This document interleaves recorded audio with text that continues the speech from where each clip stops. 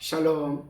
오늘 하루도 그리스도 안에서 주님이 채워주시는 평강이 넘치시기를 바랍니다. 오늘은 스가랴서 4장 1절로 14절의 말씀을 가지고 두 감람나무와 일곱 촛대라는 주제로 우리가 요약 강해를 나눠보기로 합니다. 본문 1절 3절입니다. 내게 말하던 천사가 다시 와서 나를 깨우니 마치 자는 사람이 깨우임 같더라. 2절에 그가 내게 묻되 내가 무엇을 보느냐? 내가 대답하되 내가 보니 숨은 등대가 있는데 그 꼭대기에 주발 같은 것이 있고 또 그 등대에 일곱 등잔이 있으며 그 등대 꼭대기 등잔에 일곱 관이 있고 3절에 그 등대 곁에 두 감람나무가 있는데 하나는 그 주발 우편에 있고 하나는 그 좌편에 있나이다 하고. 아멘. 굉장히 여러분 평신도들은 이 말씀을 읽어가지고 이해를 잘 못하죠. 하나님께서는 다시금 스가랴 선지자에게 순금으로 만든 등대를 보여주셨습니다. 그 등대는 일곱 가지로 갈라져 일곱 촛대가 되고 일곱 촛대 위에는 불을 밝힐 수 있는 등잔이 놓이고 등대 양옆에는 두 감람나무가 있는데 그 감람나무에서 등대까지 연결된 금관 즉 파이프가 있어서 그 파이프로 감람나무 기름이 흘러 들어가서 등잔에 공급되고 일곱 등잔에 불을 밝히게 되어 있는 이 모습을 얘기하는 겁니다. 여기서 순금등대는 무엇을 가리킵니까? 여러분, 교회를 상징합니다. 계시록 1장 20절에 보면은 내 본 것은 내 오른손에 일곱 별의 비밀과 일곱 금촛대라. 일곱 별은 일곱 교회의 사자요 일곱 촛대는 일곱 교회인이라고 했기 때문입니다. 그러므로 순금등대는 믿음으로 된 참된 교회를 가리키는 겁니다. 금은 믿음이잖아요. 그렇습니다. 주님은 지금도 일곱 촛대, 즉 세상에 있는 모든 교회 사이사이에 다니시면서 또 임재하시면서 내주하시면서 촛대, 즉 교회의 불을 밝혀 어두운 세상을 비추어 나가시는 사역을 감당하고 계신 것이죠. 계속해서 두 감람나무는 역사적으로는 정치적인 지도자인 총독 스룹바벨, 종교적 스룹바벨을 가리키고 종교적 지도자인 대제사장 여호수아, 이게 두 사람을 가리킵니다. 역사적으로는. 그러나 예언적으로는 예수 그리스도를 가리킵니다. 그렇다면 두 감람나무를 하는데 왜 예수님을 한 분을 말하는가? 그것은 예수 그리스도는 정치적으로 왕직을 갖고 통치하시고 종교적으로는 선지자직과 제사장직을 가지고 계시기 때문에 여러분께 말씀하는 겁니다. 히브리서 여러분 4장 14절을 참고하시기 바랍니다.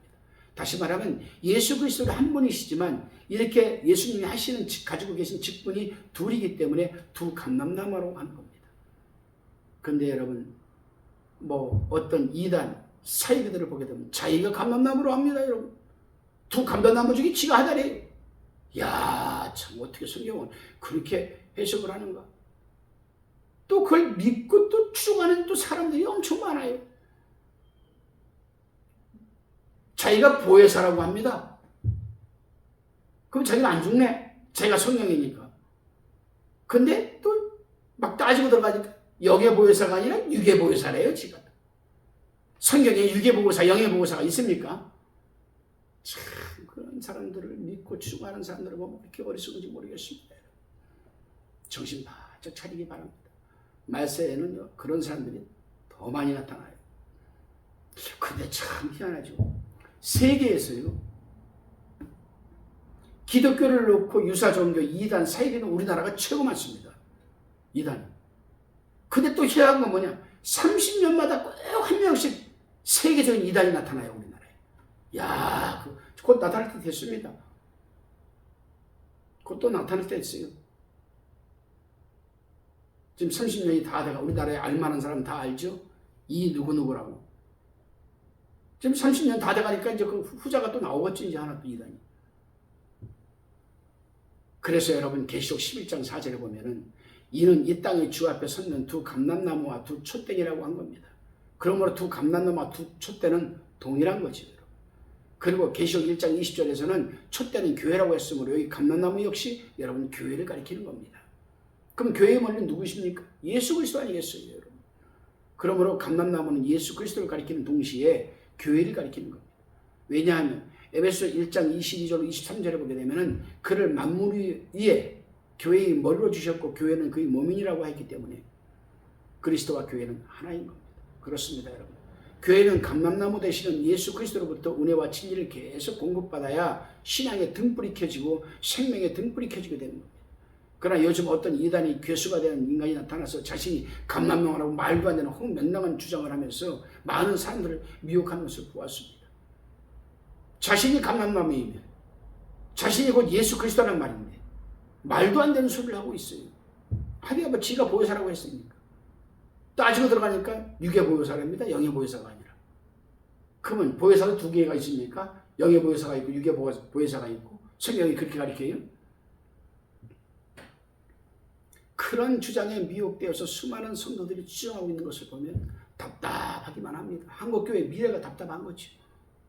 여러분은 절대로 미혹당하지 말기를 바랍니다. 좀 더 강하게 제가 어필을 하겠습니다. 이 방송을 듣는 그 세력을 쫓고 추종하는 세력들이 이 방송을 들으면 저한테 전화해서 난리치겠죠. 그러나 저는 싸워야 되기 때문에 그런 이단들하고 말씀드리겠습니다. 분명히 말씀드리지만 그러한 자를 추종하는 세력은 절대로 여러분 구원받지 못합니다. 천국에 못 들어갑니다. 자기가 하나님인데 자기가 성령인데 어떻게 구원받을 수 있습니까, 여러분? 인간을 갖다가 하나님으로 성령으로 믿고 추종하는 사람이 어떻게 여러분 천국을 들어갈 수가 있겠냐 이 말이에요. 아닙니다. 나는 그래도 진리를 믿지만은 난 예수 그리스도를 나는 성령 예수 나의 구주를 믿습니다. 그러면 두 마음을 품은 자가 되지요. 정신 차려야 됩니다. 다시 본문 4절로 10절까지를 살펴봅니다. 먼저 4절 6절입니다. 내게 말하는 천사에게 물어가로되 내 주여 이것들이 무엇이니까? 5절 내게 말하는 천사가 대답하여 가로되 내가 이것들이 무엇인지 알지 못하느냐? 내가 대답하되 내 주여 내가 알지 못하니이다. 6절에 그가 내게 일러 가로되 여호와께서 스룹바벨에게 하신 말씀이 이러하니라. 만군이 여호와께서 말씀하시되 이는 힘으로 되지 아니하며 능으로 되지 아니하고 오직 나의 신으로 되느니라. 아멘. 스가랴 선지자가 감람나무와 촛대에 대한 비밀을 깨닫지 못하고 있습니다. 지금. 그래서 답답한 마음으로 천사에게 감람나무와 촛대가 무엇인지 지금 물어보고 있는 거예요. 누가? 스가랴가. 그러자 천사가 스가랴에게 이렇게 대답을 해줍니다. 성전을 세우는 일은 인간의 힘으로 되지 않고 오직 하나님의 신, 성령으로만 세울 수가 있다. 여기서 우리는 자칫 이해가 안 되는 부분일 수도 있지만 이해를 잘하고 넘어가야 합니다. 왜냐하면 스가랴는 감람나무와 촛대가 무엇인지를 몰라서 질문을 하였는데 이 천사는 성전 건축에 대해서 엉뚱한 지금 대답을 해주시는 거예요. 엉뚱한. 그렇습니다. 감람나무는 예수 그리스도요. 촛대는 교회, 즉 성전을 말한다고 했습니다. 그리고 7이라는 숫자는 영적으로 만수, 즉 완전한 수를 의미한다고 했습니다. 그래서 세상에 있는 모든 교회를 상징하는 겁니다. 그런데 7촛대 사이에 누가 다니면서 빛을 비추게 하신다고 했습니까?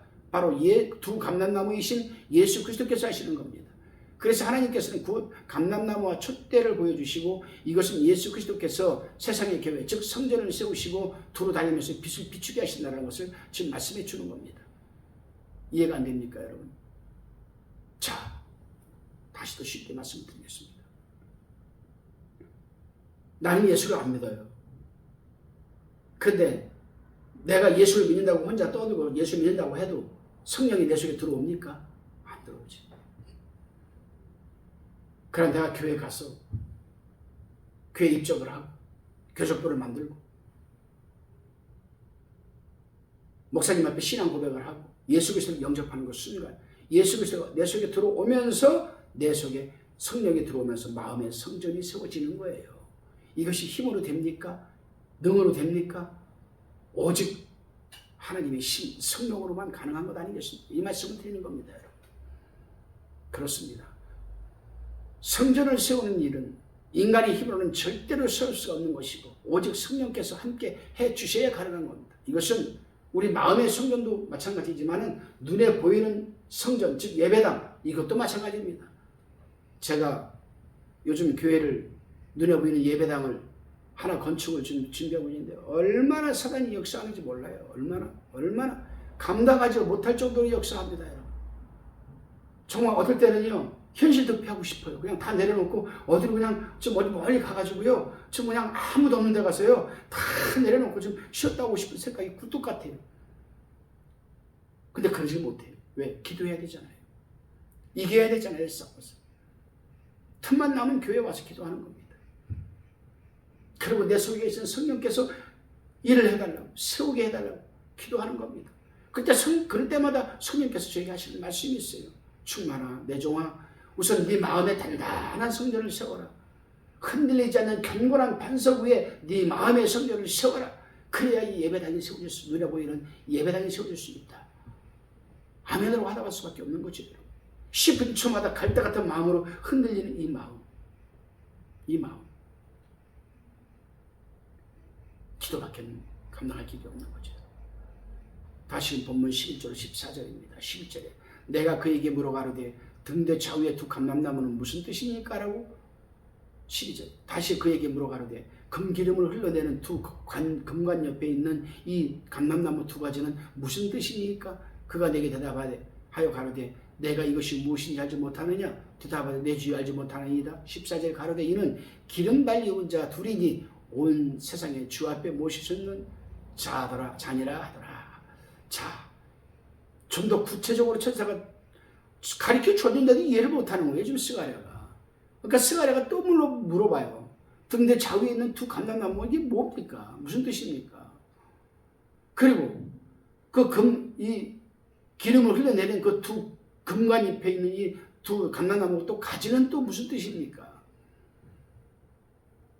그랬더니 기름 발리운 자 둘이니 온 세상의 주 앞에 모셔섰는 자니라 하더라.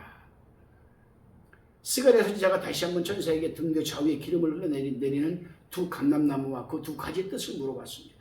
그러자 14절에서 천사가 두 감람나무에 대해서 해석을 해줍니다. 이 두 감람나무는 기름 발리운 자 둘이다. 이것은 제가 1절 4절에서 이미 말씀을 드렸습니다만 다시 한번 말씀드리겠습니다. 두 감람나무는 역사적으로 수르바벨 총독과 대제사장 여호수아를 가리키고 또 영적으로는 그리스도를 가리킨다고 말씀을 드렸습니다. 그리스도는 기름 부음을 받은 자라는 뜻입니다. 둘은 직분이 둘이라고 말씀을 드렸습니다. 그렇습니다, 여러분.